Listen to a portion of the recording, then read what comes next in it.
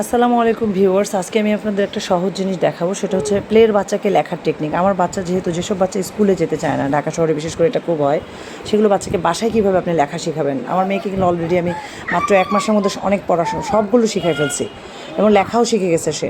তো আমি যে টেকনিকটা ফলো করি সেটাই আজকে আপনাদেরকে আমি বলবো। আমি একসময় আমি ক্যামব্রিজ স্কুলের টিচার ছিলাম, সে সুবাদে আমি এগুলো আর কি নিজের থেকে এই টেকনিকগুলো আমি ফলো করি। তো দেখেন, এক লেখা আমি আমার মেয়েকে বলি, দেখো আমি এইভাবে টেনে নিয়ে আসবা, নিয়ে এসে চাঁদের মতো করে এরকম শূন্য দিয়ে দেবা এক। অথবা বলি, মাম্মা দেখো উপর থেকে এরকম টেনে নিয়ে আসবা, উপর থেকে এইভাবে টেনে নিয়ে এসে নিচে এরকম শূন্য দিয়ে দেবা, তাহলে এক হয়ে গেল।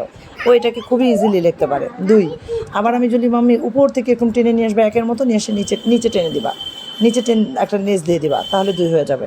ও ইজিলি কিন্তু আমার মেয়ে এগুলো ক্যাচ করতে পারে। আচ্ছা গেল, হাত ঘুরাই চেষ্টা করছি, হাত ঘুরাইও তাড়াতাড়ি করতে পারেন, এই জন্য আমি এই টেকনিকটা আর কি সবাইকে বলছি, কারো উপকার হতেই পারে। আর 3-এর ক্ষেত্রে আমি বলি, মাম্মি আগে একটা ছোট্ট শূন্য দাও, ও ছোট্ট শূন্য দেয়, বলে তারপরে নিচে টেনে নিয়ে আসো, তারপরে উপরে নিয়ে যাও, এইভাবে বলি। এভাবে ওকে আমি 3 লেখা শিখেছি, ওকে তো পারে মাশাল্লাহ।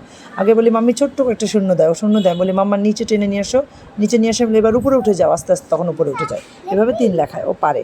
4-এর ক্ষেত্রে আমি যেটা বলি, মাম্মি তুমি আগে এস লেখো, এস লেখো, লেখে এভাবে 2টো জোড়া লাগাই দাও, 4 হয়ে গেল।